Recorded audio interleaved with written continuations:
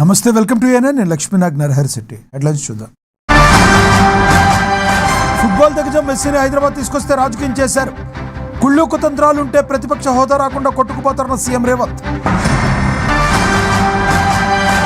హనుమకొండ జిల్లాలో పవన్ కళ్యాణ్ పర్యటన. తన వీరాభిమాని అయిన బాలుడి నిరంజన్ను పరామర్శించిన జనసేనాని. టెన్షన్ పెట్టిస్తున్న తుని చిన్నారి మిస్సింగ్ మిస్టరీ.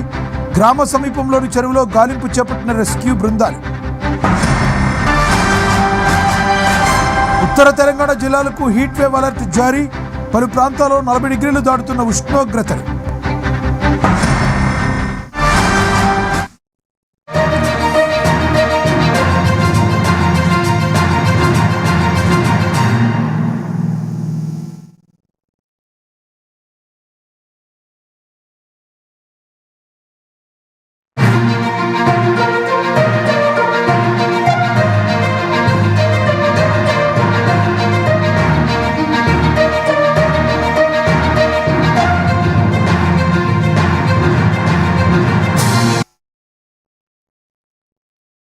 రంగారెడ్డి జిల్లా ఆరుట్లలో 15 కోట్లతో ప్రభుత్వం నిర్మించు తలపెట్టిన తెలంగాణ పబ్లిక్ స్కూల్ను సీఎం రేవంత్ రెడ్డి ప్రారంభించారు. విద్యార్థుల తల్లిదండ్రులు, పాఠశాల కమిటీ సభ్యులతో మాట్లాడిన అనంతరం విద్యార్థులతో కలిసి బ్రేక్ఫాస్ట్ చేశారు. ఆ తర్వాత కిచెన్లో చపాతీలు చేశారు. వంటశాల సిబ్బందితో ఫోటోలు దిగారు. ఈ సందర్భంగా అక్కడ ఏర్పాటు చేసిన బహిరంగ సభలో పాల్గొన్నారు. రాష్ట్రంలో 27 లక్షల మంది విద్యార్థులు ప్రభుత్వ స్కూళ్లలో చదువుతున్నారని సీఎం రేవంత్ రెడ్డి వెల్లడించారు. రాష్ట్రంలో 24,000 ప్రభుత్వ పాఠశాలలు ఉన్నాయన్నారు. ఇక ప్రభుత్వ పాఠశాలలో విద్యపై తల్లిదండ్రులకు అపోహలున్నాయన్న రేవంత్ రెడ్డి అందరి అపోహలు తొలగించేందుకే టీపీఎస్ నిర్మాణాన్ని చేపట్టామని వెల్లడించారు. విద్యా వ్యవస్థను ప్రక్షాళన చేసేందుకే విద్యా కమిషన్ను ఏర్పాటు చేసినట్లుగా తెలిపారు. సమాజంలో అసమానతలు పోవాలంటే అందరికీ నాణ్యమైన విద్య అవసరమని సీఎం రేవంత్ రెడ్డి తెలియజేశారు.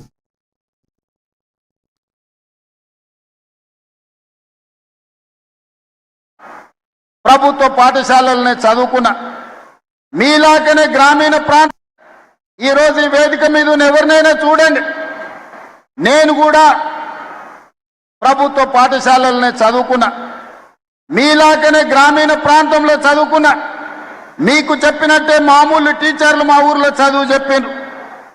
1వ తరగతి నుండి 5వ తరగతికి మా ఊర్లో చదువు ఉంటే మేము 6వ తరగతి చదవాలంటే 6 కిలోమీటర్లు అవుతానా కొండారెడ్డిపల్లి అని మా సొంత గ్రామం నుంచి 6 కిలోమీటర్ల దూరాన ఉన్న తాండ్రా అనే విలేజ్కి వెళ్ళి మేము చదువుకునేది.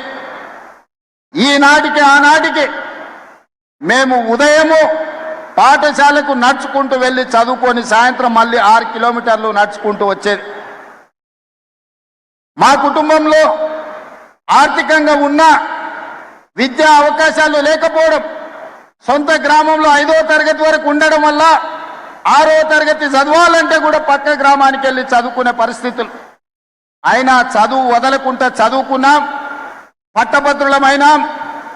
ఈనాడు తెలంగాణ రాష్ట్రానికి ముఖ్యమంత్రిగా అయినంటే ప్రభుత్వ పాఠశాలల్లో చదువుకున్న నేను 17 సంవత్సరాలు తిరగకంటే ముందే రాజకీయాలలో ముఖ్యమంత్రి స్థాయికి ఎదిగిన. ఈరోజు కేశవరావు గారు, లేకపోతే ఈ వేదిక మీద ఉన్న పెద్దలందరూ, అక్నూరు మురళీ గారితో సహా మొదలు పెడితే డాక్టర్ మర్రి చెన్నారెడ్డి, జైపాల్ రెడ్డి గారిని, ఇలాంటి వాళ్ళను కూడా తీసుకుంటే ప్రభుత్వ పాఠశాలల్లో చదువుకొని వచ్చిన వాళ్ళు. ఈ దేశ ప్రధానమంత్రిగా పనిచేసిన పివి నరసింహారావు గారు కూడా ప్రభుత్వ పాఠశాలలనే చదువు. హనుమకొండ జిల్లాలో AP deputy CM Pawan Kalyan పర్యటన సందడి చేస్తుంది. డబ్బాల ప్రాంతంలో ఉన్న తన వీరాభిమాని అనారోగ్యంతో బాధపడుతున్న నిరంజన్ అనే బాలుడిని పవన్ కళ్యాణ్ కలిశారు. బాలుడితో గంటకు పైగా ముచ్చరించి యోగక్షేమాలు అడిగి తెలుసుకున్నారు. బాలుడు త్వరగా కోలుకోవాలని జనసేన డైరీపై ఆటోగ్రాఫ్ ఇచ్చి ధైర్యం నింపారు. అలాగే బాలుడి తల్లిదండ్రులతో మాట్లాడి తమ వంతు సహాయం అందిస్తామని పవన్ హామీ ఇచ్చారు. డిప్యూటీ సీఎం రాకతో బాలుడి కుటుంబంలో ఆనందం వ్యక్తమవుతుంది. దీనిపై మరింత వివరాలు మా ప్రతినిధి మౌనిష్ అందిస్తారు.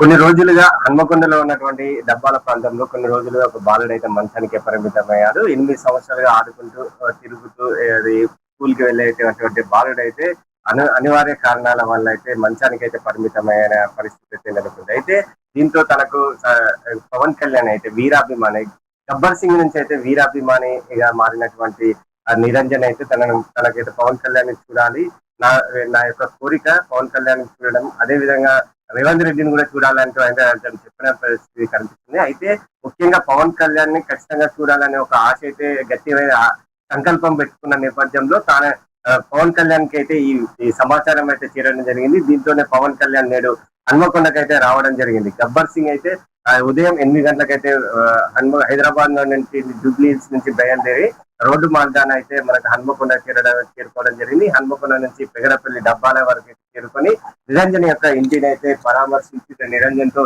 మాట్లాడడం జరిగింది.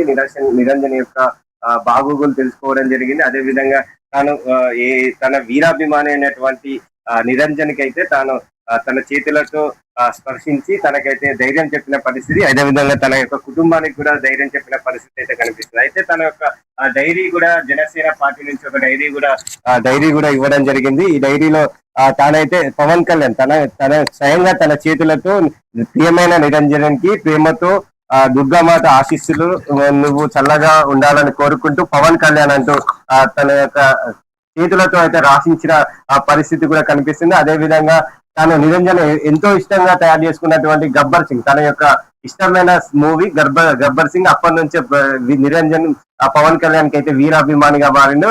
దానిపై కూడా నిరంజన్ ఈ ప్రేమతో పవన్ కళ్యాణ్ అంటూ సైన్ చేసిన పరిస్థితి కూడా కనిపిస్తుంది. అయితే నిరంజన్ యొక్క కళ నెరవేరిందనే చెప్పుకోవచ్చు. Deputy CM Andhra Pradesh deputy CM Pawan Kalyan రాకతో నిరంజన్ యొక్క కోరిక కూడా నెరవేరిందనే చెప్పుకోవచ్చు. ఒకసారి మనం నిరంజన్ తో మాట్లాడే ప్రయత్నం చేద్దాం. చాలా ఇబ్బంది పడుతున్నాడు, అయినప్పటికీ కొంచెం ప్రయత్నం చేద్దాం. ఏ విధంగా పవన్ కళ్యాణ్ కలిసినందుకు ఏమనిపిస్తుంది నిరంజన్? పవన్ కళ్యాణ్ కలిసావు కదా,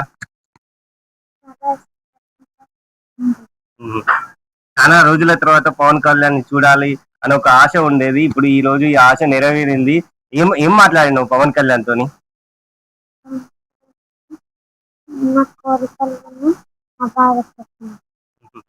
ఎంతసేపు మాట్లాడిండు, ఎట్లా మాట్లాడిండు, ఏమనిపించింది? మాట్లాడిండు. ఏమన్నా అంటే సంతకం చేశారా? ఏమని చెప్పారు? సంతకం చేసి ఏమని చెప్పారు? నీకు ఇష్టమైన పోస్టర్ మీద గబ్బర్ సింగ్ ఇష్టమైన సినిమా ఏంటి? ఒక డైలాగ్ చెప్తావా?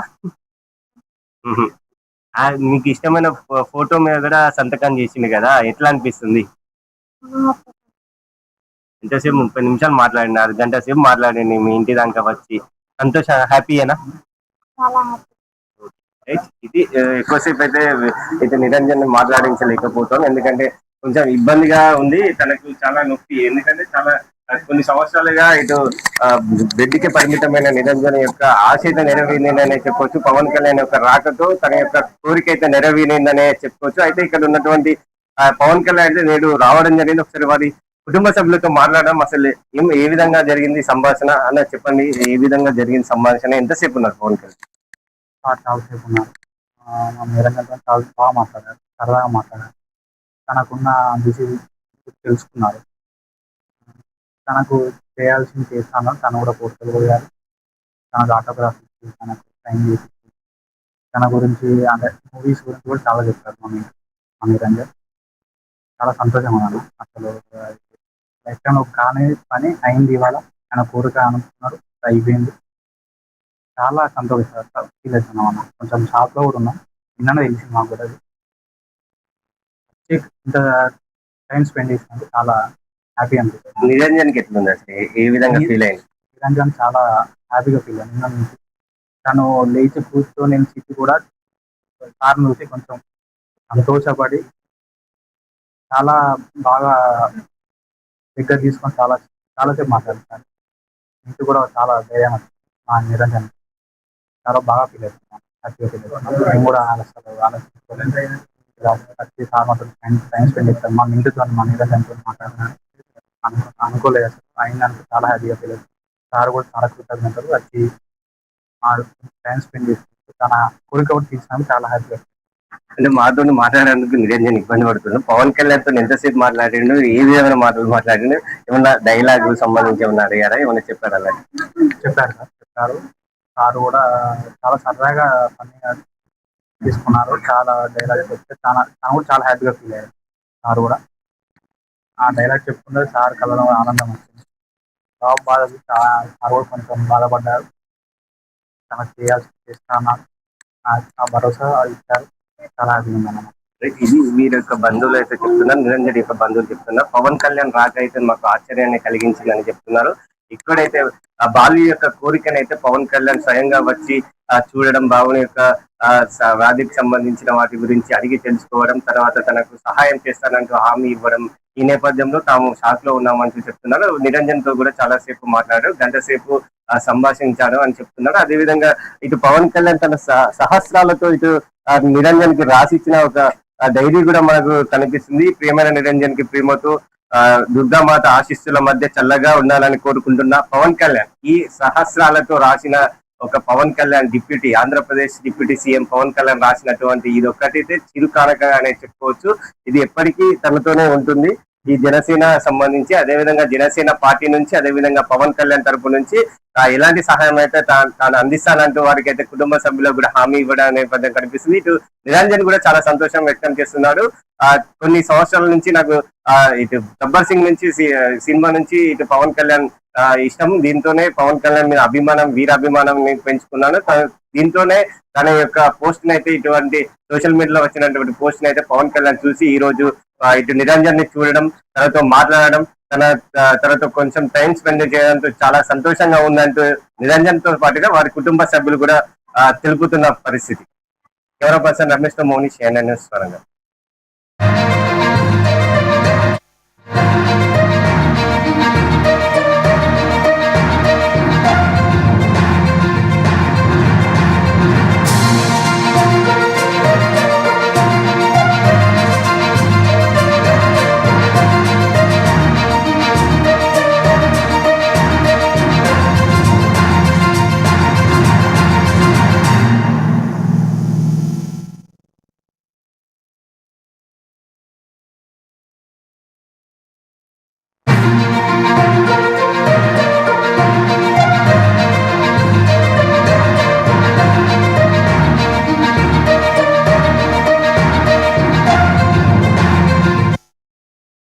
బ్రేకింగ్ న్యూస్ చూస్తున్నాం. కాకినాడ జిల్లా తునిలో చిన్నారి అదృశ్యం కేసు కలకలం రేపుతుంది.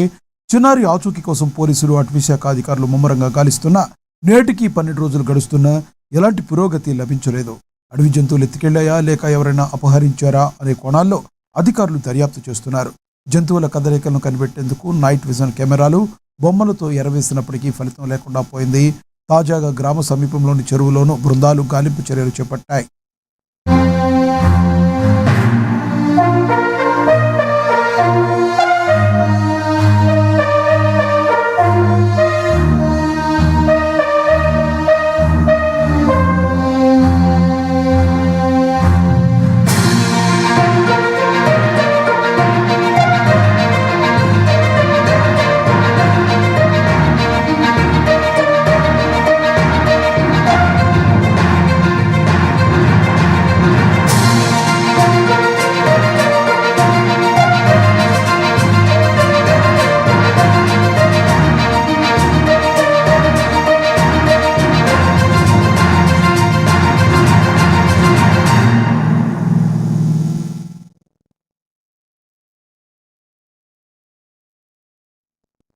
కాకినాడ జిల్లా తునిలో చిన్నారి అదృశ్య కేసు కలకలం రేపుతుంది. చిన్నారి ఆచూకీ కోసం పోలీసులు, అటవీశాఖ అధికారులు ముమ్మరంగా గాలిస్తున్నా నేటికి 12 రోజులు గడుస్తున్నప్పటికీ ఎలాంటి పురోగతి లభించలేదు. అడవి జంతువులు ఎత్తుకెళ్లాయా లేక ఎవరైనా అపహరించారా అనే కోణాల్లో అధికారులు దర్యాప్తు చేస్తున్నారు. జంతువుల కదలికలను కనిపెట్టేందుకు నైట్ విజన్ కెమెరాలు, బొమ్మలతో ఎరవేస్తున్నప్పటికీ ఫలితం లేకుండా పోయింది. తాజాగా గ్రామ సమీపంలోని చెరువులోనూ బృందాలు గాలింపు చర్యలు చేపట్టాయి.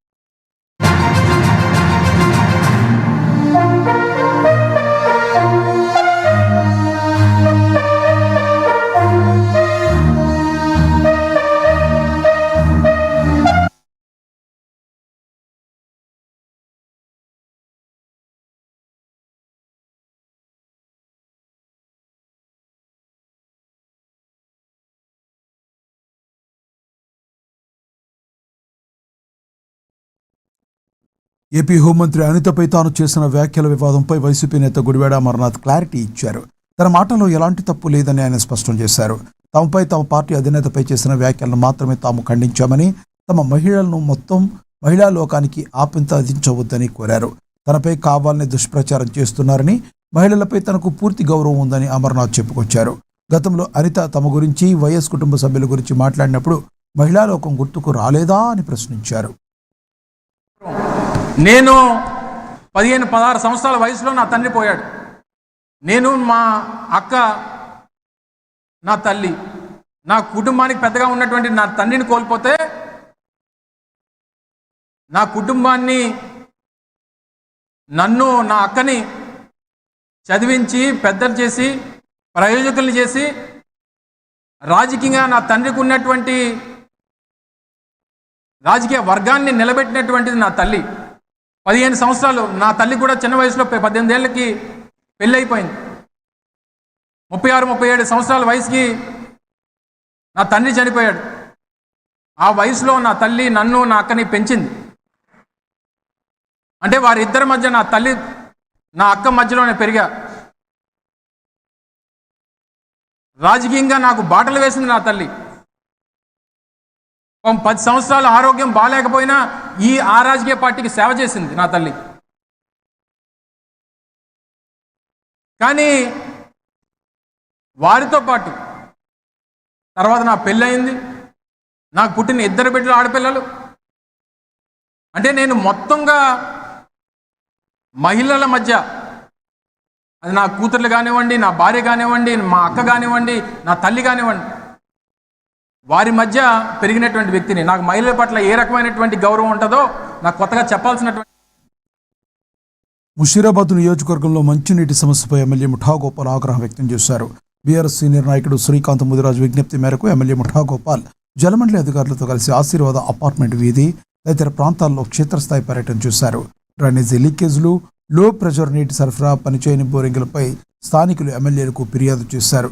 దీనిపై స్పందించిన ఎమ్మెల్యే ప్రజల సమస్యలను తక్షణమే పరిష్కరించాలని అధికారులను డిమాండ్ చేశారు.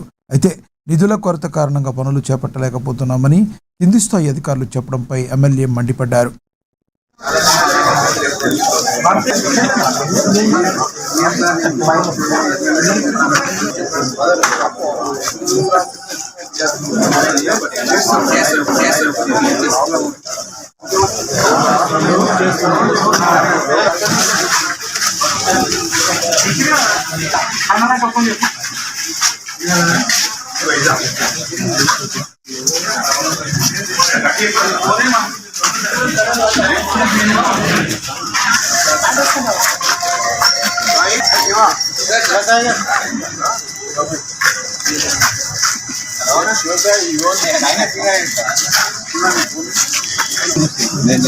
కంప్లైంట్ చేస్తే ఏం తీసుకోవట్లేదు.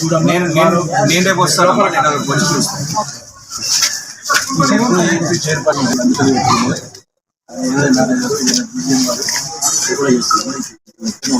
నాగులు సాప్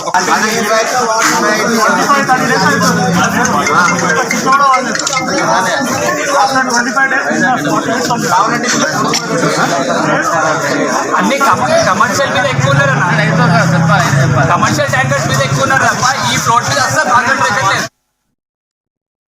మేడ్చల్ జిల్లా కుత్బుల్లాపూర్ నియోజకవర్గం జీడిమెట్ల డివిజన్లో ప్రజా సమస్యలు తక్షణమే పరిష్కరించాలంటూ బీఆర్ఎస్ పార్టీ నేతలు డిమాండ్ చేశారు. ప్రస్తుత పాలకులు అధికారుల నిర్లక్ష్యం వల్ల కాలనీల నిర్వహణ పూర్తిగా గాలికి వదిలేశారని బీఆర్ఎస్ నేతలు విమర్శించారు. రోడ్లపై మురుగునీరు పారడం, కలుషిత నీటి సరఫరాతో ప్రజలు రోగాల బారిన పడుతున్నారని తీవ్ర ఆందోళన వ్యక్తం చేశారు. వారానికి ఒకసారి మాత్రమే నీరు రావడం, వీధి దీపాలు వెలగకపోవడం మహిళల భద్రతకు ముప్పు పొంచి ఉందన్నారు.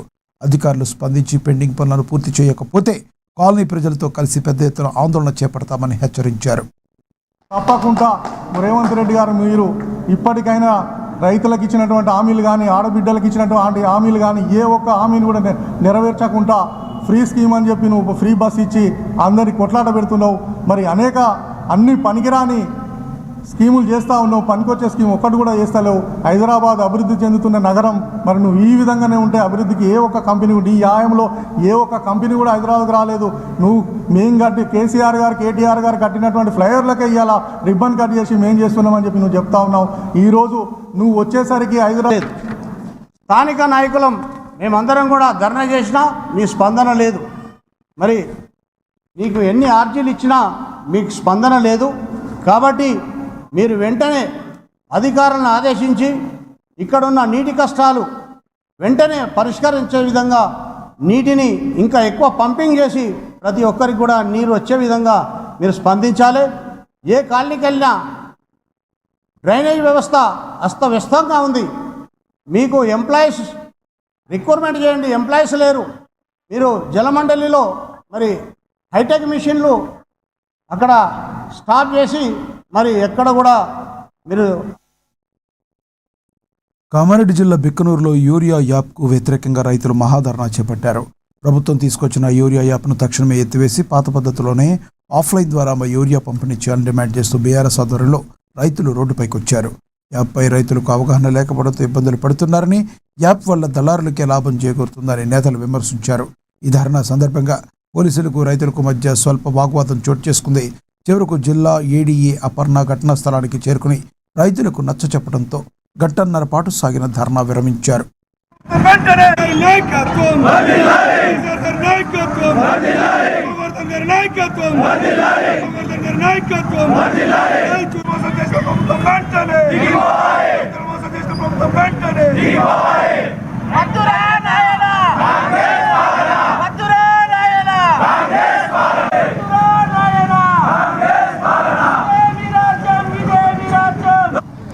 బిక్నూర్ బీఆర్ఎస్ పార్టీ తరఫున రైతుల పక్షాన ఈరోజు ధర్నా కార్యక్రమానికి వచ్చిన రైతులందరికీ, కార్యకర్తలకు, నాయకులకు అందరికీ ధన్యవాదం తెలియజేస్తున్నాను.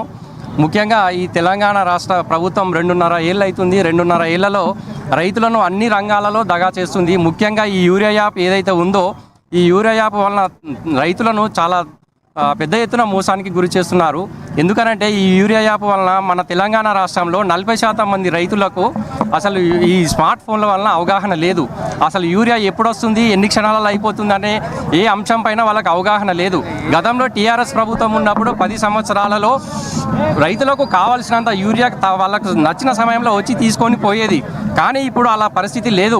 ఎప్పుడు యూరియా వస్తుంది, ఎప్పుడు అయిపోతుంది అనేది ఏ కోశన కూడా, ఏ రైతుకు కూడా ఇది అర్థమైతలేదు. కావున మేము బీఆర్ఎస్ పార్టీ తరఫున డిమాండ్ ఏంటంటే, ముఖ్యంగా ఈ మన భారతదేశంలో ఈ యూరియా యాప్ అనేది మన తెలంగాణ రాష్ట్రంలో మాత్రమే ఉన్నది.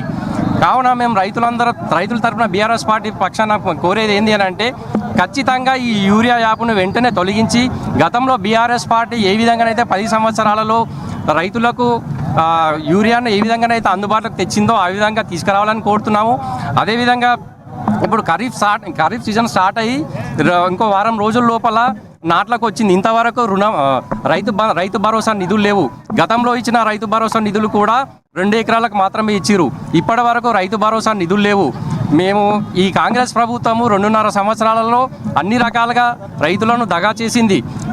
మేము ముఖ్యంగా డిమాండ్ చేసేది ఏంటంటే, ఈ 2-3 రోజులలో మొత్తం రైతులకు తెలంగాణ వ్యాప్తంగా ఉన్న అందరు రైతులకు రైతు భరోసా నిధులు విడుదల చేస్తూ, అదే కాంప్లెక్స్ ఎరువులపై ఉన్న ధరలను తగ్గించాలని, అదే ఆ వెంటనే ఇప్పుడు ఉన్న ఈ యూరియా యాప్ను తక్షణమే రద్దు చేసి అనకాపల్లి జిల్లా నక్కపల్లి మండలం ఉపమాక శ్రీ వెంకటేశ్వర స్వామి ఆలయ ప్రాంగణంలో యోగాంధ్ర కార్యక్రమం జరిగింది. అంతర్జాతీయ యోగా దినోత్సవ వేడుకల్లో హోంమంత్రి అనిత, ఎంపీ సీఎం రమేష్, జిల్లా కలెక్టర్ విజయకృష్ణన్ పాల్గొని యోగాసనాలు వేశారు. యోగా అనేది భారతదేశం ప్రపంచానికి అందించిన అద్భుత ప్రాచీన సంపద అని, ప్రతి ఒక్కరూ ఒత్తిడి జయించేందుకు నిత్య జీవితంలో యోగాను భాగంగా చేసుకోవాలని హోంమంత్రి పిలుపునిచ్చారు.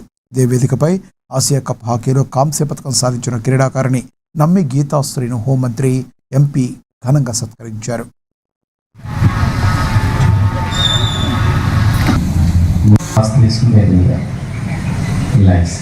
రొటేషన్ చేస్తాం. శ్వాస చేసినప్పుడు శ్వాస వదిలిపెట్టాలి. ఈసారి వ్యతిరేక దిశలో చేస్తాం. లెఫ్ట్ టు రైట్ చేయాలి. శ్వాస తీసుకుంటే ఎడమ నుంచి పూర్తిగా వెనక్కి తీసుకెళ్ళండి. వెనక్కి నుంచి కిందకు వచ్చిన శ్వాస వదులుతూ పూర్తిగా అన్నమయ్య జిల్లా రాయచోటి పట్టణానికి ఆనుకుని ప్రవహించే మాండవ్య నది కాలుష్య కొరలో చిక్కుకుంది. ఒకప్పుడు ప్రజల దాహార్తిని తీర్చిన ఈ నది నేడు పట్టణ డ్రైనేజీ, మురుగునీరు, కంప చెట్లతో నిండిపోయి దుర్వాసన వెదజల్లుతుంది. ప్రజాప్రతినిధులు, అధికారులు పట్టించుకోకపోవడంతో స్థానికులు రోగాల బారిన పడుతున్నారు.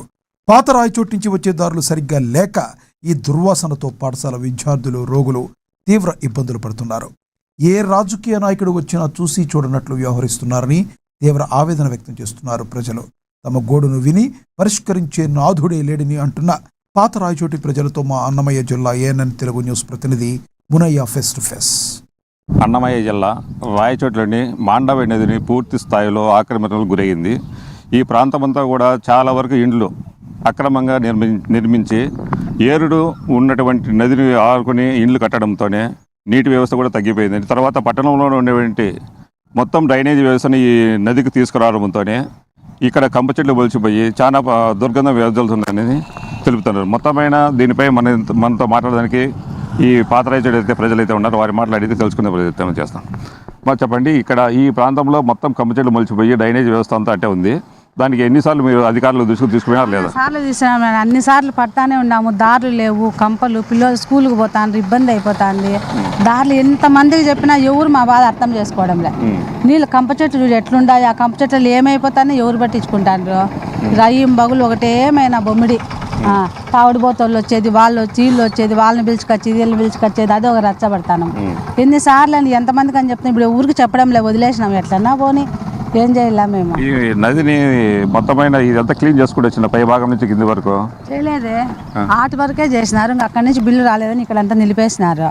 మళ్ళీ చేసింటే ఇంతలేక ఎందుకు వస్తాయి సార్, అంత అధ్వానంగా రావు కదా.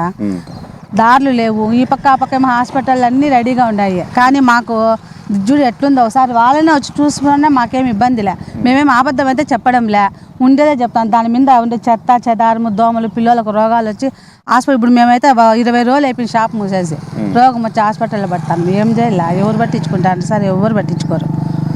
ఉండే వాళ్ళకే పలుకుతుంది కానీ గవర్నమెంట్ కూడా లేని వాళ్ళకి అస్సలు పలకదు. ఎవరికి ఎన్నిసార్లు చెప్పినాము, అన్ని ఆ ప్రభుత్వాన్ని చెప్పినాము, ఈ ప్రభుత్వంతో మాకు పనిలే, రాజకీయాలతో మాకు పనిలే. మాకు ఏరు కొంచెం క్లీన్ చేసే చాలు, మా బిడ్డలు బడికి పోయేడుగా. మాకు లేకనే కదా సార్, మేము గవర్నమెంట్ ఉద్యోగాలు లేక కూలి పని చేసుకునే వాళ్ళం కాబట్టి కదా ఈ లాస్ట్ నుంచి ఆ లాస్ట్కి ఇల్లు కట్టుకున్నాము. ఉండాము ఎంతైనా వారు ఉండామని చెప్పి ఇంత అద్దుమానంగా రోగాలతో హాస్పిటల్ పాలైపోవాలా. పొద్దున్నొకలు హాస్పిటల్కి సంపాదించుకున్నంత హాస్పిటల్ పోతే ఇంకా మేమేం తినాలా. అంటే పట్టణంలో ఉన్నటువంటి డ్రైనేజ్ వ్యవస్థను పూర్తిగా మీరు మొత్తం ఇక్కడే వస్తుంది. వచ్చినా కూడా దాన్ని ఎట్లా సక్రంగా పోయే మార్గం చూస్తే మా బాధ లేదో మేము పడతాము. అది ఎట్లా పోతుంది మీరే చూడండి సార్, ఒకసారి మీరే తీసుకొని పెట్టండి, ఇదంతా పెట్టండి. ఏ గవర్నమెంట్ న్యాయం చేస్తే ఆ గవర్నమెంట్ న్యాయం చేయని. ఎవరి కాళ్ళ కాడికి పొమ్మన్నా మేమేం పోతాం. ఎన్నిసార్లు పడిపోయి కాళ్ళు చేతులు కూడా పోయిన రోజులు ఉండే. అది కూడా ఫోటోలు పెట్టినాం, వీడియోలు పెట్టినాం. మట్టి తోలిస్తాం, రాళ్ళు తోలిస్తాం, గునాది కట్టిస్తాం, మీకు గోరీలు కట్టిస్తాం. ఎవరు కట్టించిందిలే. వీళ్ళు వేలు పెట్టి తినక కొంపలు కట్టుకొని రోగాలకు పెడతాం మేము. ఎవరికి చెప్పాలా? అవకాశాలు దగ్గరగా ఉండేది ఇక్కడ ఈ రూటే.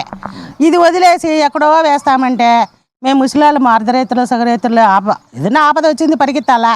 ఈడ హాస్పిటల్ ఉంది మొగదాల, హాస్పిటల్ వదిలేసి ఎక్కడో ఇదంతా తిరుక్కొని పోయే లోపల పాడబడి.